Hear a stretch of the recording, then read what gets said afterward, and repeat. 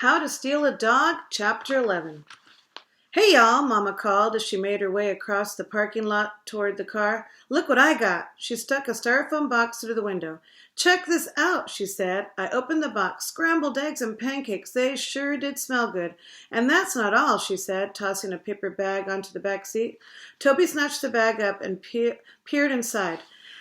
Then let out a whoop. Donuts, he hollered. He grabbed a powdery white donut and started eating it so fast he choked, coughing out a spray of powder and crumbs. Ooh, I said, wiping off my jeans. Mama slid behind the steering wheel, examined herself in the mirror. This job is going to be great, she said, licking her fingers and smoothing an eyebrow. The tips are really good, and I get to bring home all kinds of food. Food! Talk about good luck. Now we wouldn't have to worry about feeding Willie. I poked Toby and gave him a thumbs up. His eyebrows shot up, and he mouthed, "What?" at me. I flapped my hand on him to signal, "Never mind." But he wouldn't be quiet. He kept whispering, "What?" I shook my head and pulled an invisible zipper across my lips, which meant, "Hush up, I can't tell you in front of Mama." But he is too dumb to figure that out. "What?" he said a little louder. "What'd you say?" Mama said. I pressed my foot on top of Toby's and smiled at Mama in the rearview mirror. "Nothing," I said. I settled back and ate some pancakes, which sure did taste good, even though they were all soggy with syrup. When I finished, I took out my notebook and wrote, "Save some donuts for Willie." I pushed the note across the seat and poked Toby. He squinted down at my note. Then he grinned and said, "Oh, okay." "What?" Mama said. I jabbed my heel into Toby's foot and he hollered, "Ow!" Mama whirled around and snapped, "What are y'all doing?" I slapped my hand over the note and smiled at her. "Nothing." "Well, don't y'all start bickering back there," she said. "Let's go find some place to park." I glared at Toby. He hadn't had a dog for one whole day, and he already was acting as stupid around Mama.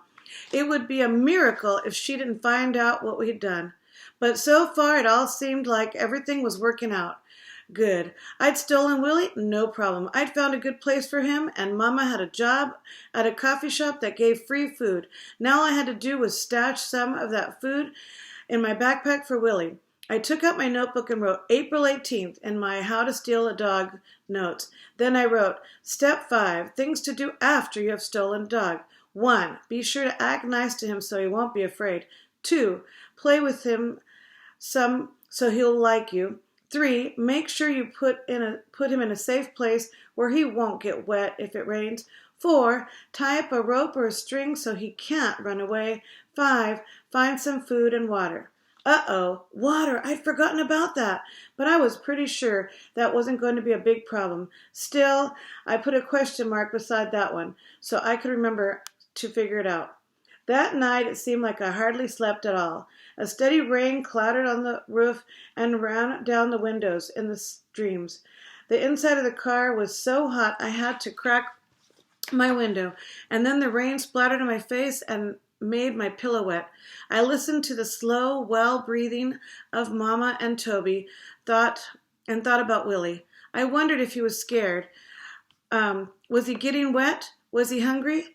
Every time I closed my eyes, I could see his freckly face and those shiny black eyes. I could see him cock his head at me and wag his whole body the way he did.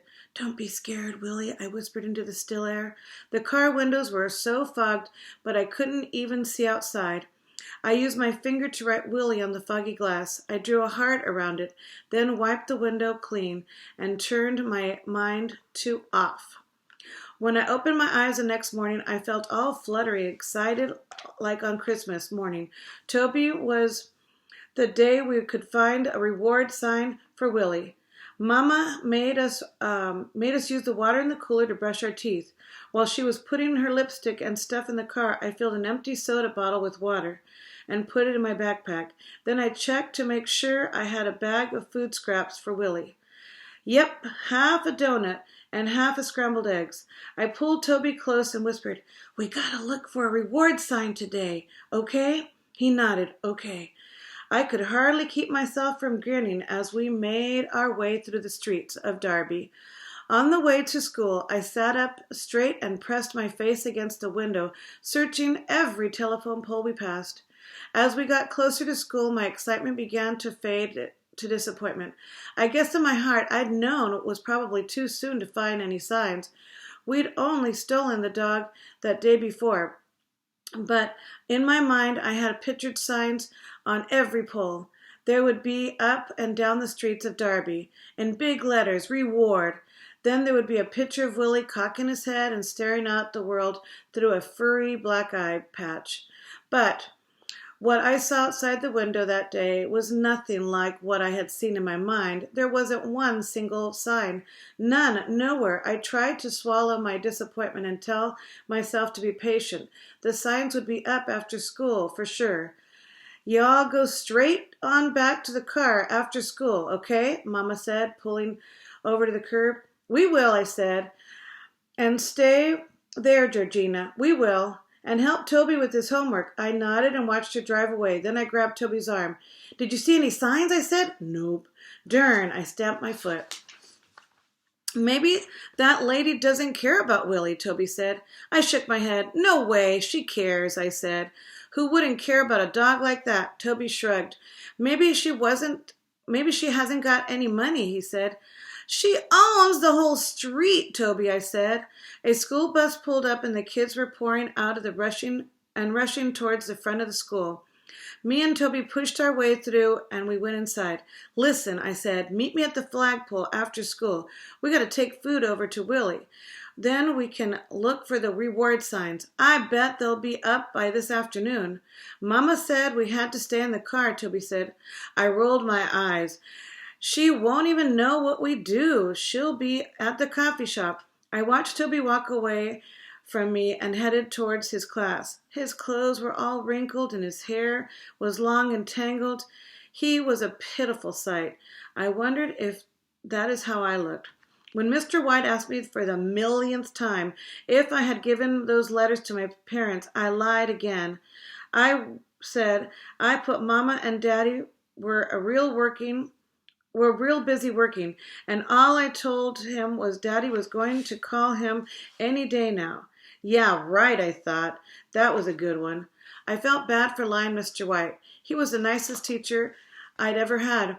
He didn't get mad when my science report had fried chicken grease on it. He hadn't said one word when I didn't have a costume for the play about the Boston Tea Party like all the other kids did. And he let me go to the nurse's office even when he knew I wasn't one bit sick. But when he asked me about those letters, what else could I do but lie? Luann didn't hardly even talk to me all day. I was wearing the same clothes I had on yesterday, and I thought I saw her make a face when I walked into class that morning. I thought I saw Lisa poke her at recess and point at me. I thought I heard my name every time I walked by, kids giggling and whispering and all. So who cares, I thought to myself. I didn't care about any of those kids anymore. Maybe not even Luann. I find myself doing stuff I never would have done before we started living in a car. Stuff that I knew would make kids poke each other and laugh at me. Like I took Melissa Galvin's half-eaten granola bar out of the trash and put it in Willie's food bag. And when Jake Sampson called me a garbage picker, I just kept my mouth shut and went on back to my desk like I didn't care. After school, I waited at the flagpole for Toby. Then we headed off toward the old house to check on Willie. Toby kept whining about how his backpack was too heavy and his feet hurt and all, but I ignored him. I found a plastic margarine tub on the side of the road and wiped the dirt off it with the edge of my shirt. "We can use this for Willie's water bowl," I said, tucking it in my backpack. Toby kept saying, "Slow down," as we made our way to the gravel road. He splashed right through the muddy puddles, not even caring that his shoes were getting soaked and his legs were covered with mud. But I didn't slow down. I was dying to get to Willie. I needed to see him. I sure hoped he was okay. As soon as I rounded the corner of the house, I heard a little yip from the back porch, and then I saw Willie poke his head through the torn screen, and my heart nearly leapt right out of me. I felt so glad to see him. Right away he started wagging his whole body like he was the happiest dog on earth. "Hey there, fella," I said, sitting on the top step of the porch and giving him a hug. He licked my face all over. "Are you hungry?" I said. Before I could even open the bag of food, he was pushing at it with his whiskery nose. "Here you go." I opened the bag and let him gobble up the eggs and stuff inside. He sure was hungry, Toby said. I rubbed my hand down Willie's back as he ate. He was a little wet and smelled kind of bad, but he seemed okay. I opened the soda bottle of water and poured it into the margarine tub. Willie went to town lapping it up. I don't, we got to let him run a little bit, I said. But what if he runs away? Toby said. We'll keep the leash on him, you dummy. I untied the string from the doorknob. Come on, Willie, I said. Me and Toby took turns running up and down the road.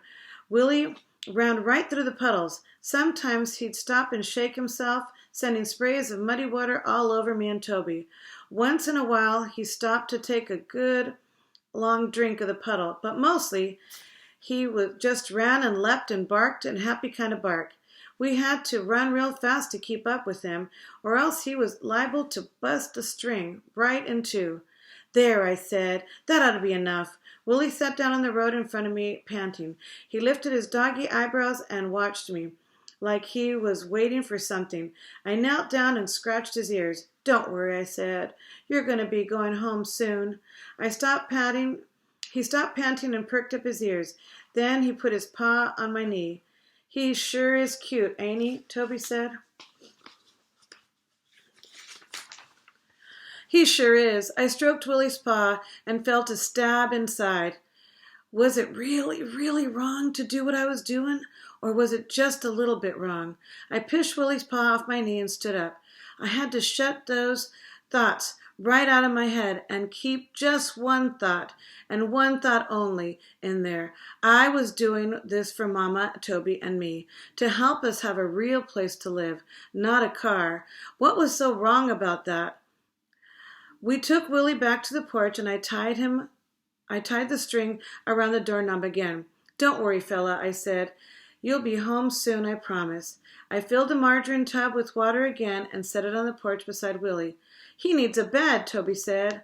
I looked at the crummy old back porch. Toby was right. The porch was damp and dirty and covered with sticks and leaves. I should have brought a towel or something to make him a bed. I felt another stab. I was being mean to Willie, wasn't I? Well, bring something next time we come, I said. But then I added, if he's still here. Toby frowned. Why wouldn't he be here? I sighed. It sure is tiring to have to explain every darn thing to Toby. Well, be taking him back home, you idiot, as soon as we find the rewards. Sign. Oh, yeah. I gave Willie one last pat on the head and made my way back to the rotten porch. I wanted to look back, but I didn't. I knew I wouldn't be able to stand the sight of the little dog watching me walk away and leave him all alone. I led the way through the bushes to the road behind us. I thought I heard Willie barking. I don't hear that, I told myself. I'm not mean, I reminded myself. This was a good idea, and everything is going to turn out fine, I repeated in my head. I guess I was hoping that if I said those things, then maybe they would be true.